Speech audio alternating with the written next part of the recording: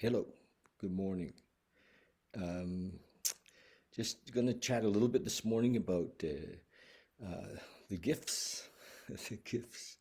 Um, I feel it's a little bit difficult to talk about, actually. So, last night I went to my home group locally in the 12-step world, and took a medallion, for 40. Uh, and, and even though my milestone was in December, I missed the opportunity to do it in December because of the day it fell on. Christmas Day was the night that we recognized, the last Friday of the month. Anyway, so I took it last night, and my son came, and because he's also in the same, the apple doesn't fall far from the tree, and the disease of alcoholism and addiction is a family disease, and many times it's generational, like it was with me, and one of my fervent hopes when in my early days in recovery and always has been to break the chain, but that's not really what I want to talk about. I mean, I'm grateful that Lucas came and gave me my card and stood with me, and but what I want to speak about is that we posted a picture last night on Facebook of the two of us, and many people said, congratulations, David, and that's awesome, David, and good job, David, and and I want to acknowledge you for that and thank you, and to recognize that I just can't, in all honesty, take credit, because it really is a gift. It was a gift. It was a gift that I even in some ways fought not to receive.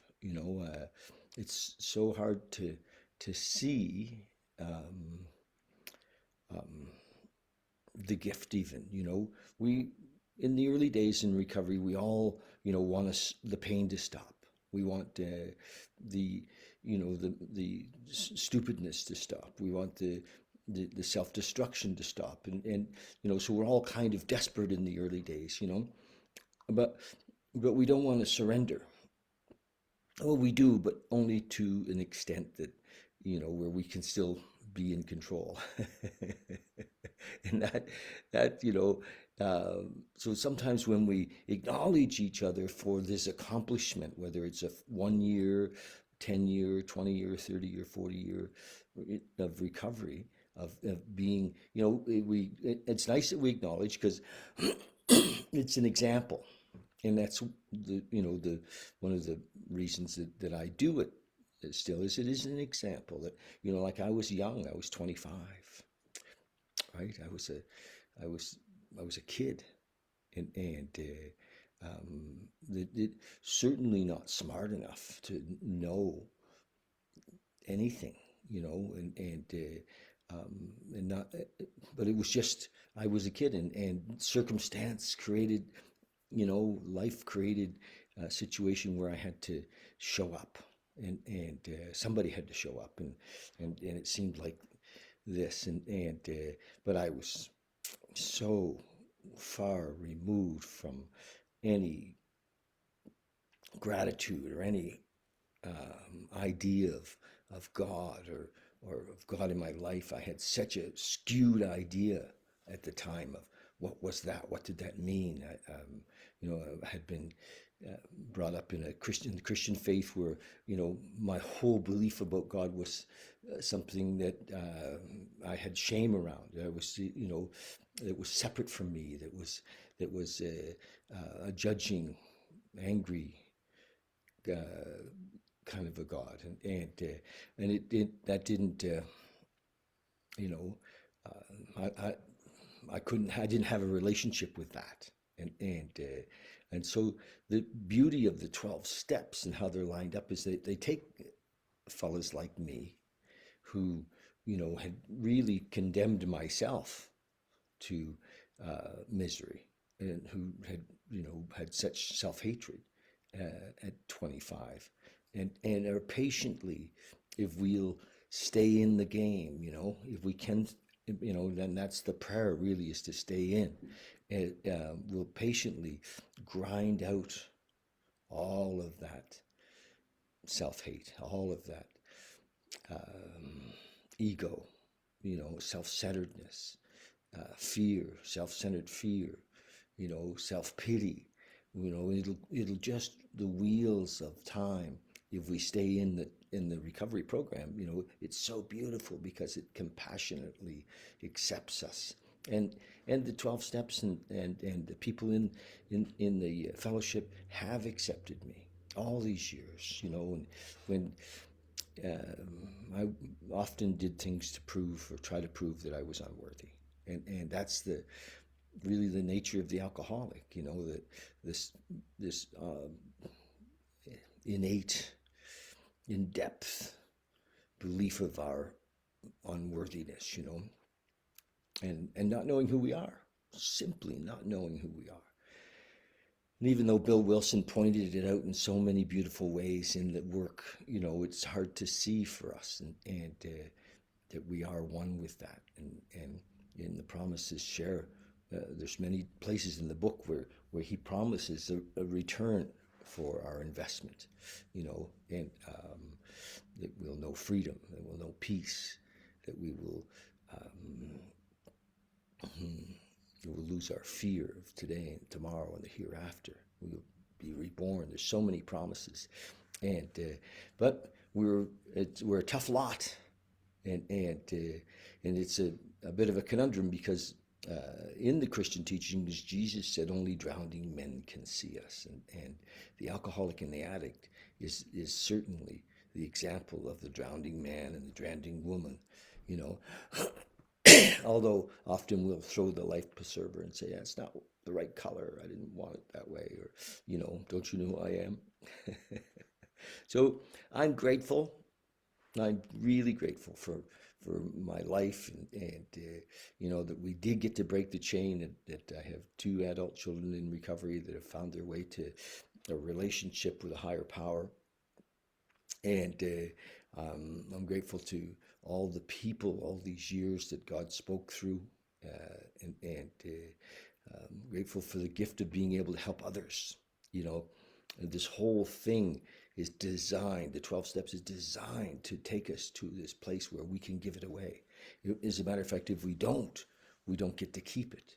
It's beautifully designed to make each and every one of us see ourselves in the next guy, and watching the next guy is humbling. Watching the next guy is very humbling. It's like, oh my gosh, So I am grateful. Yes. And I can't, David, as you think you know him, can't take credit. It's grace. It's God's grace, and I see it more and more every day. It's a gift. It's who we are in our natural self. It's who we are in our natural self. Who our essence is that oneness, that Godness, that divinity. It's in each and every one of us, and so as we let go of all of the blockage that keeps out the sunlight of the Spirit, if you will, if we let go of all of that, and that's the process that happens in the 12 steps, is that we move towards the light, and we're always letting go. We're always letting go, and eventually the game's up. We realize that the mind can't be trusted, because ego is always conniving to get its way. It's always tainted in its own version of life. So we have to surrender that, and we do. Hopefully you do. I pray that you do, and as we surrender, we move into this oneness. And also the beauty of the 12 steps is it encourages us to look elsewhere. I've read dozens and dozens and dozens and dozens of classic spiritual teachings, so that I could have a language. And I didn't know that, but and the language has come. I've been able to develop a language so I can you know carry a message to people that from lots of different persuasions, if you will, and it's not just in one way. So, but anyway, I'm grateful. I can't say my faith because again, or my belief has carried me through all of that. Even the faith and the belief is grace. It's a gift. So I can't take responsibility from the perspective of me, the ego me. I can only give thanks that, 40 years is what a gift. Wow, what a gift to be on the path, on the journey, to be of reasonably sound mind and body for that time, to live such great experiences, to be loved and to love, to raise kids and have grandchildren, all in recovery, all there for so many. I love being out there in the field, if you will, with young people, who have the same opportunity as me. And I get to work with lots of people in their 20s and 30s, and they look at me and hopefully they think, wow, he came in at 25, And when I sobered up, we call it sobering up. When I sobered up at 25, there weren't as many as young people as there are today. The program has changed lots. There's lots of young folks, and there's lots of there wasn't as many women, and there's lots of young women. There's lots of young men. The stigma of alcoholism has melted away. The stigma of mental illness has melted a lot. Society recognizes that we're all dealing with levels of mental illness. We call it stress. What is stress if it's not mental illness? We call it depression. What is that if it's not mental illness? We call it anxiety. What is that if it's not mental illness? So we're all in the same boat, and ultimately this discovery of our inner self, our oneness with this, is coming at us, in so many ways now, through quantum physics, through so many teachings, and we're really getting it, and so even the therapist is saying, oh, you must meditate. The therapist is saying, they're not just working with the cognitive to try to reframe our past, they're recognizing that it's not just about reframing the past. It's really about discovering, our innermost self. Who are we? And to sit quietly and to experience the moment.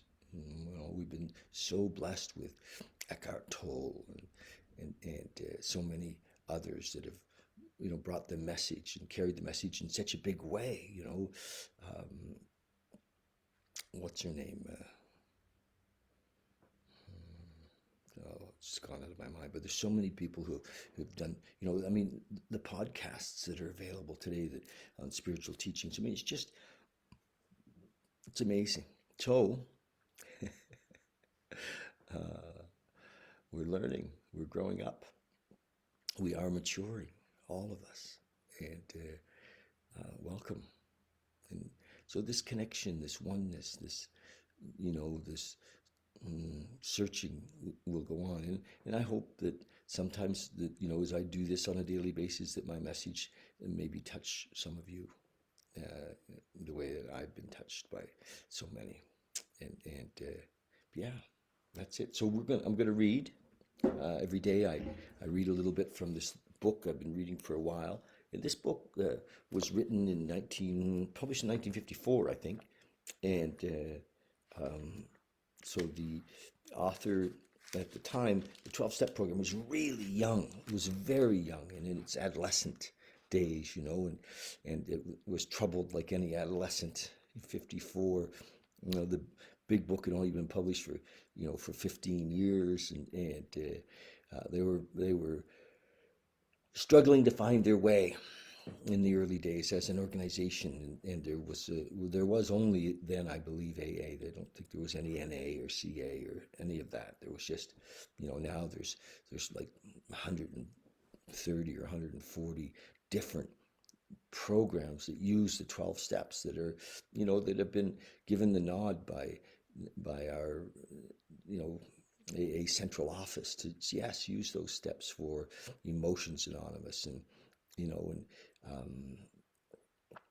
I heard of one the other day about pain, Chronic Pain Anonymous, and Overeaters Anonymous, and all of the. So the 12 steps are there for everyone to go to the same, lead us to the same space, which is this oneness with universal intelligence, turning our will, our self-will, and our crazy thinking, our will in our lives over to this process, and to be lifted up by this process is beautiful. So anyway, back in the 54, when he wrote this, was very early days. And so I've been reading this. Here we go again. January 30th, thought for the day. A drinking life isn't a happy life. We know that. It was kind of happy in the very beginning. It was like, wow, where have they been hiding this shit? And what happens with the alcoholic is we can't keep in our mind the how terrible the last drunk was. We only remember those times that we're like, wow, we used to be good. And so it says, a drinking life isn't a happy life. Drinking cuts you off from other people and from God. One of the worst things about drinking is the loneliness. Yes. One of the best things about AA is the fellowship. Yes. And it's not now just AA. I mean, AA, NA, CA, GA, SA. I mean, there's so many different programs where these steps in the fellowship lift us up. So it's beautiful. Yeah, thanks, Ruth. Ruth Smith says, I have seen so much new interest in the big picture. Yes, we are, as a species, mankind, womankind, us, we are growing. It's beautiful. Okay.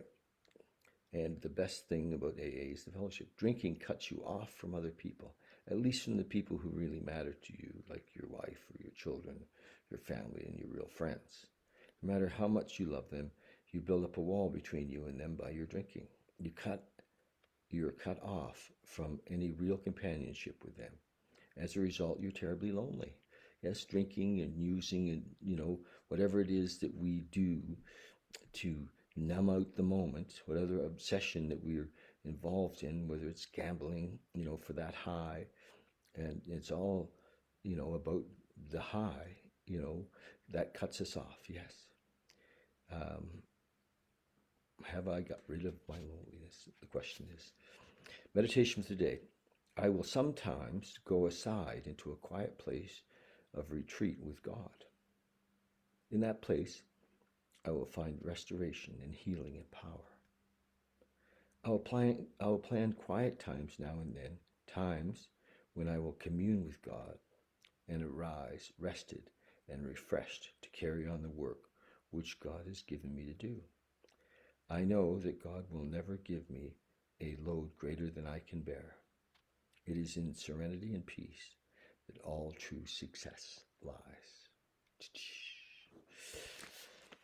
Prayer for the day. I pray that I may strengthen my inner life so that I may find serenity. I pray that my soul may be restored in quietness and peace. Prayer for the day.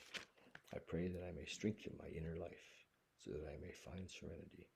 I pray that my soul may be restored in quietness and peace. Beautiful, eh?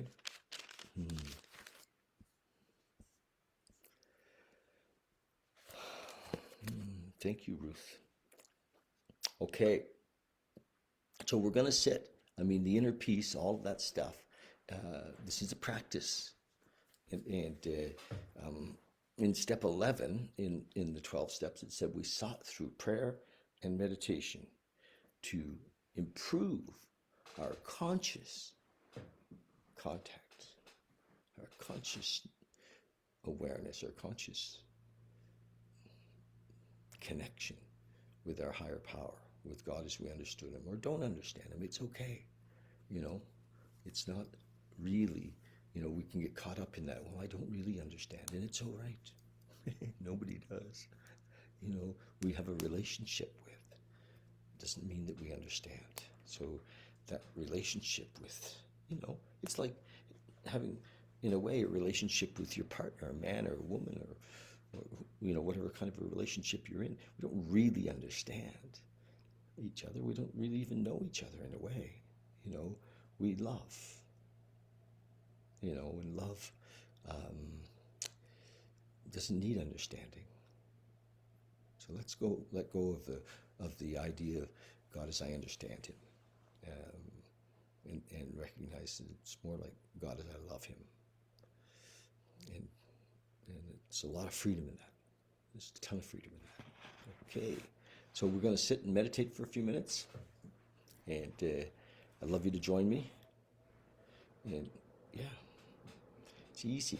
Okay, I actually hesitate sometimes now to call it meditation because we have these preconceived ideas. Folks even say, "Oh, I can't meditate," or "I don't know about meditation, man. What's that? Make me a Buddhist?"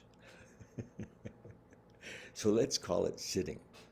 Let's just sit, and then it's not associated with any belief that you might have or any concern that you might have. Just sit, and as we sit, we drop away from our concerns of the day. We drop away from our concepts, from our ideas, from our beliefs, from our thoughts of who we are or what needs to be done or who we're not.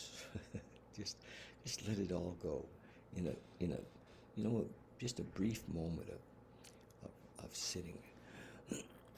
So the first kind of rule, if you will, it's not really a rule, but the first suggestion in sitting is that we get comfortable. Okay, so however you are sitting, hopefully you are comfortable. Okay, it's to be comfortable. And if possible, safe and secure. Don't worry about sounds. You can do this in a busy, subway station. You can do this in a busy airport. You can do this anywhere. It does not matter what's going on around us. Just sit. Close your eyes.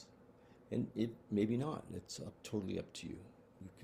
Some folks say to leave them open just a little bit, kind of half closed. We get an unfocused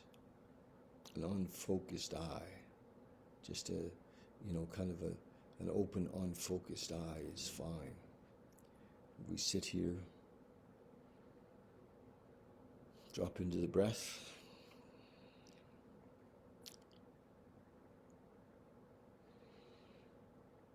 Let the breath bring us into the moment.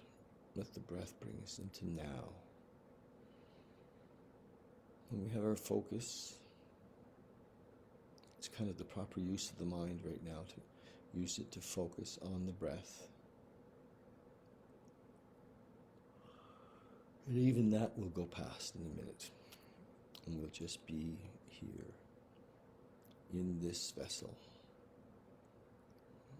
The body that we sometimes call ourselves is a vehicle.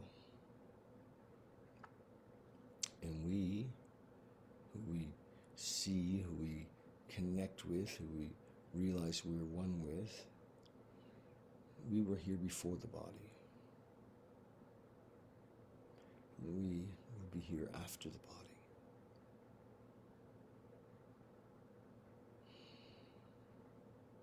So obviously we're not the body.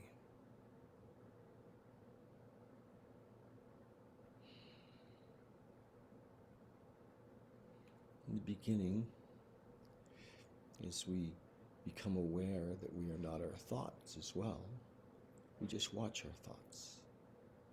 And you know that thoughts are sometimes quite random. Like, holy shit, where did that come from? And we know that we're not our thoughts. They just kind of, they're like clouds.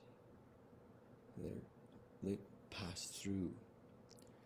And they only become storm clouds if we focus on them, or we get caught up on them, we engage them, or we attach to them, or we identify with them. So just let them go.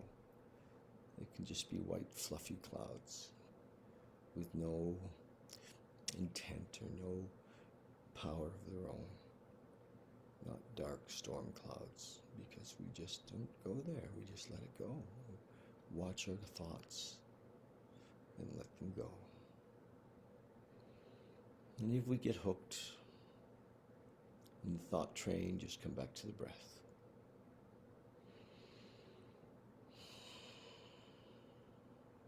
Here we are. We're sitting, being one with the moment.